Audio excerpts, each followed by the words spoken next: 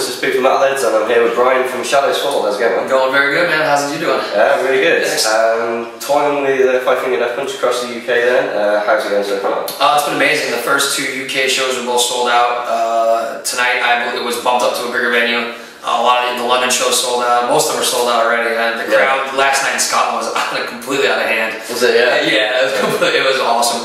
I spent a little time in the barricade, dove in the crowd, and almost didn't make it back. So I'm amazed I'm even here right now. They didn't want to let go. That's cool now, because I remember I saw you guys on the Black Crusade, and you did that in Birmingham and lost your shoe. Yeah. I saw you around back hobbling around with one shoe. That's what sucked. We're on tour, so I only had 2 pairs of shoes, those, and then like my other little slip-ons, So I had to go to the store and spend way too much money on a pair of skate shoes, But so whoever's got that, like if you're like super fan and you got it like in a little set up in a little shrine, cool. But if you're like there sniffing it and shit, like that's just weird, man. That's just weird. It wasn't one of those. Now, latest album then, Retribution. It's been out for a little while now. Fantastic album, been playing it a lot on the show. How happy are you, with this album? Yeah, we're really happy, man. For us, to me, it's the most balanced album of all of our influences, from the thrash and melodic death to the '70s rock. Like everything we've ever done has been pushed to like the extreme on this record, and I really like that. Like a melodic song like Picture Perfect is just a melodic rock song from beginning to end, but then a song like War is just a full-on thrash song, and not trying to fit melody into it just to do it. I think just after 10 years with this lineup, everyone really understands their role, what they do well, what they bring to the table. No one's stepping on each other's feet anymore, and so to me, it's really our most complete record. So. Yeah, that's cool. Now, obviously, you released this on your own independent label. Somewhat. We worked a distribution deal with Warner Brothers, so we have a major label that's like doing the manufacturing and retail, which is honestly what they're best at, is getting into stores, kicking down doors, all that. But the everyday stuff is handled by ourselves, and in the US it's Ferret Records, and over in Europe it's Spine Farm. So we have kind of the best of both worlds, We have a major label getting in the stores, and then forward-thinking, like smaller, like metal-based labels doing the like promotion and the everyday kind of ads and stuff like that. But we also make the final decision, so there's no wasting money. There's nothing that's a surprise to the band, and at the end of the day, we get paid first too, which is nice. Yeah, it's like, that's always a good thing. Normally you're the last one on the line on a record deal. Now I've been sort of going back into the underground scene, checking out loads of unsigned bands from my area, and been speaking to all the bands, and like. Their main goals have sort of changed now. It's like they don't really care about any of the rock stars. They just want to play music for their living, and that's it. What I've been interested in, because obviously this is what you're doing now. What is it for you, the next step that sort of drives you going? Because all they want to do is get there. Yeah, we want to just stay here. To tell the truth, because we never expected to be where we are. When we first started Shadow's Fall in the mid '90s. Especially in the US, the metal scene was almost non-existent, especially for the type of music we were doing. If you had a DJ and wanted to jump around doing Limp Bizkit covers, you could find a show anywhere. But like doing stuff with guitar solos and like all the the thrashy stuff was just really not a lot going on. And bands like us, Lamb of God, Kill Switch, and Hatebreed, we were you guys really set the field for what was the metal scene for the next decade. Yeah, and it's funny because we were just playing small shows together, playing people's basements, booking our own tours, and then.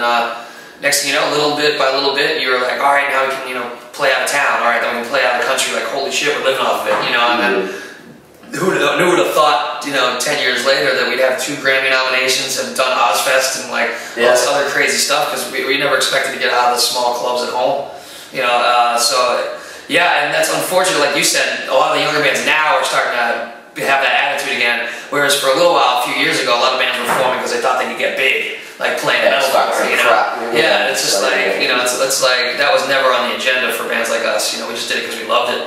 And that's something that you learn real quick. If you don't, you're never going to last. Yeah, there's only times sort of you have to pinch yourself and think, oh, blimey, I don't have to work 9 to 5. Yeah, it's crazy, man, it's crazy. We're also spoiled though, because now, like, at some point, we're going to be too old to keep, playing thrash metal.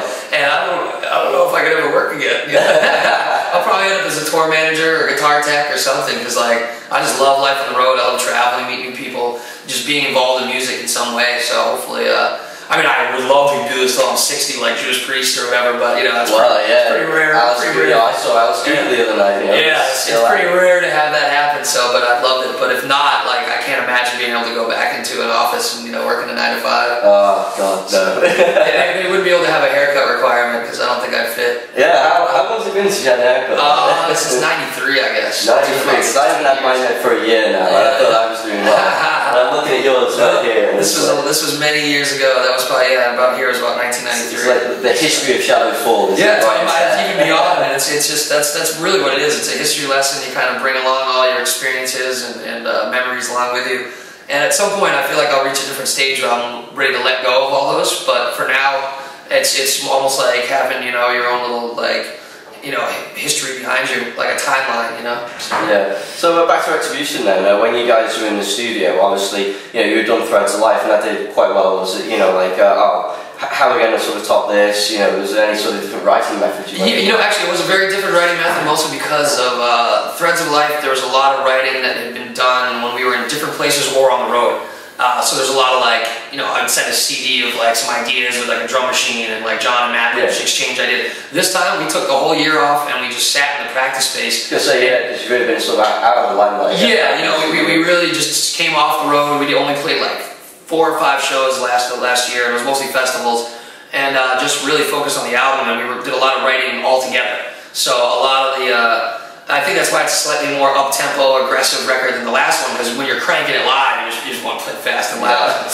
So, and also a lot of the technical stuff happened on the spot that you never would have come up with if you hadn't been jamming on the riffs, you know?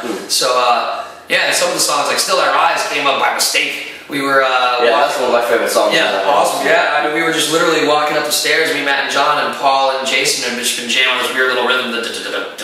Yeah. And we heard it, we're like, no more secret riffs. Like, you know, share these things, you know? So, and that song just formed that day, you know?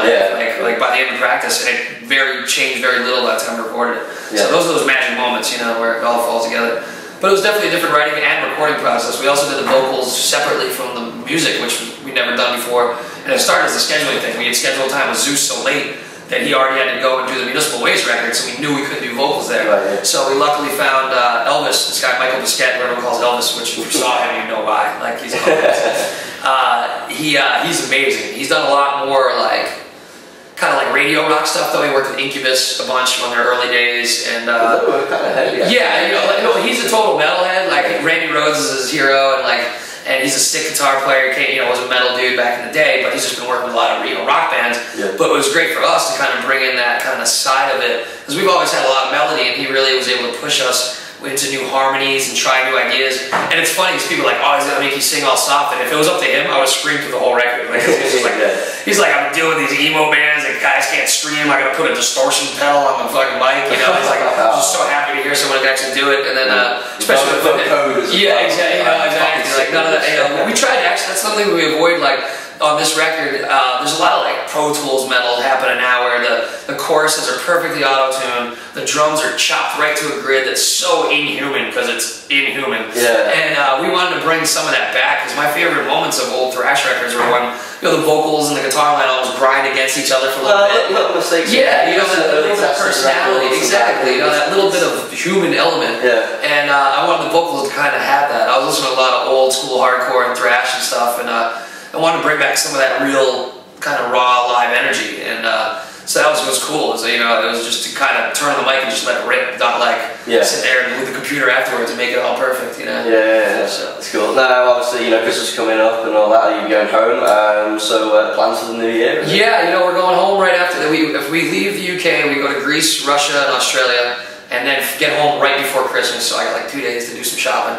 And we're chilling out through the whole till after New Year's, and then we're gonna be heading back out in the U.S. with Five Finger again. So we've been with them since September. So we know each other's set very well. I can do all of Ivan's speeches if I needed to. So, but yeah, it's been a blast, man. So we're looking forward to going back out with them and playing all the cities we didn't do. After that, we're hoping to try and do some other parts of the world, maybe South America, Japan, and then hopefully do European festivals spring and early summer. So we might see you download. Yeah, I would love to. Hopefully, if anyone out there can get us on download, it'll be a fourth time actually. Fourth time, yeah. So yeah, bring us back. 07's last time. Yeah.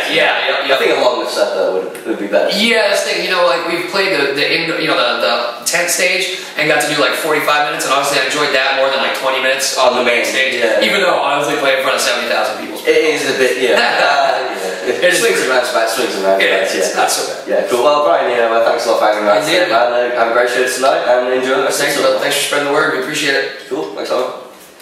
What's happening? This is Brian from Shadows Fall, and you're watching Metalheadz. Boom.